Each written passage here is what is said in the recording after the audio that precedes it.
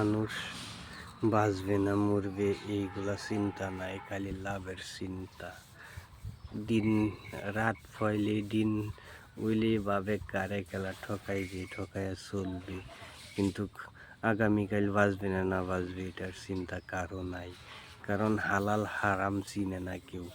হালাল জিনিসটা রুটিটা কামায়া খাইলে এটাই সবচেয়ে বড় জিনিস হালাল হারাম চিনার জন্য।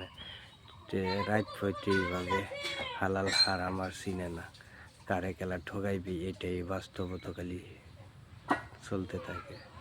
এটা ভালো না। সবাই হালাল রুটি কামায়া খাইতে চেষ্টা করেন সবাই। কেন?